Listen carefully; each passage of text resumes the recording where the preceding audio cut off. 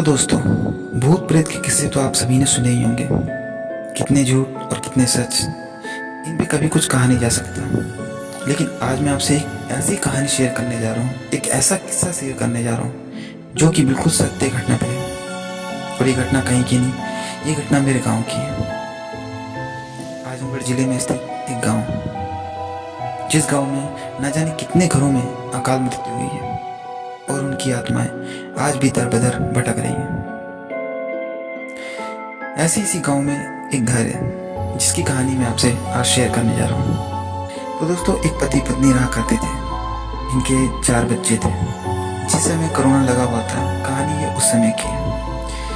तो हुआ कुछ यूँ था कि पति घर से दूर कमाने के लिए गया हुआ था और पत्नी की यहाँ तबीयत खराब थी। हालांकि पति पत्नी में पहले बहुत प्रेम था, लेकिन अचानक क्या हुआ इसके बारे में कुछ कहा नहीं जा सकता, क्योंकि यार झगड़े हर घर में होते हैं। तो ऐसा ही कुछ उनके बीच था। तो जब पत्नी की तबीयत खराब हुई तो उसके गांव वाले उसको इलाज कराने ले गए।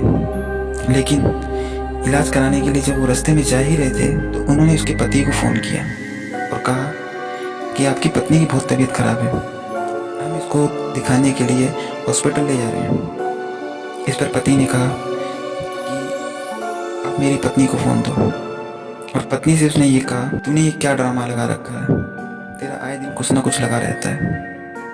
इतना ही सुनते पत्नी ने फ़ोन काट दिया और फ़ोन काटकर हॉस्पिटल ना जाने की जिद करने लगी। अब गांव वाले क्या करते, गांव वाले वापस उसे घर ले आए। घर लाने के बाद वो पत्नी गुमसुम रहने लगी, क्योंकि शायद उसे ही पता था कि उसे क्या दिक्कत है। और एक दिन जब पति वापस गांव आया तब उसने अपनी पत्नी से पूछा कि क्या हुआ था। इस पर पत्नी ने उसे कुछ नहीं कहा, क्योंकि उसे इस बात का दुख था कि मेरे इलाज के लिए मेरे पति ने साफ इनकार कर दिया। और पति ने कई बार कोशिश भी की उसे दोबारा हॉस्पिटल ले आने की, लेकिन वो साफ मना करती गई।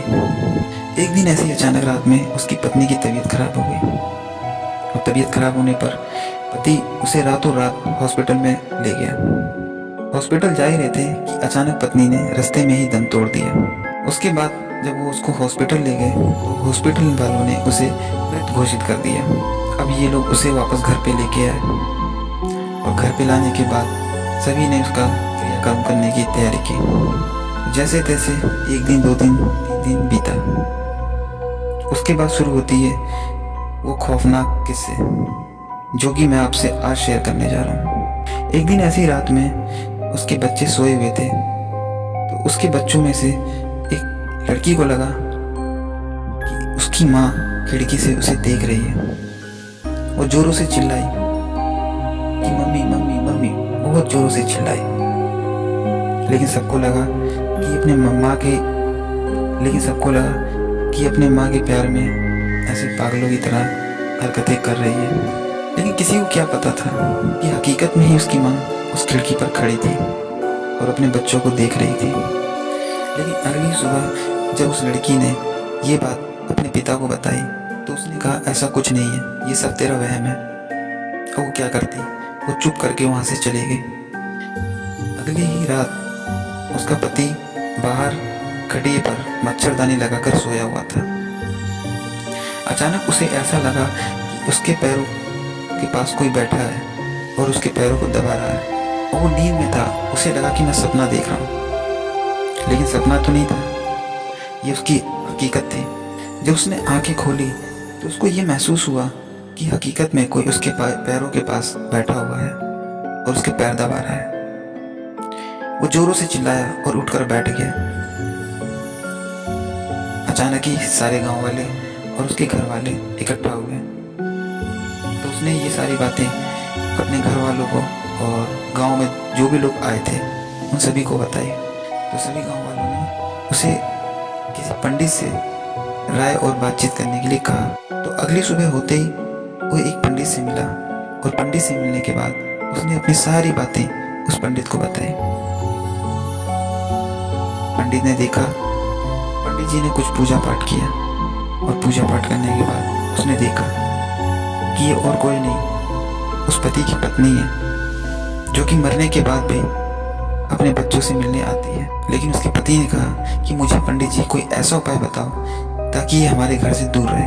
इस पर पंडित जी ने उसे उपाय बताया और वो उपाय उसके पति ने किया, जिसके बाद उसकी पत्नी ने उन्हें परेशान तो करना छोड़ दिया, लेकिन गांव वालों को परेशान करने लगी।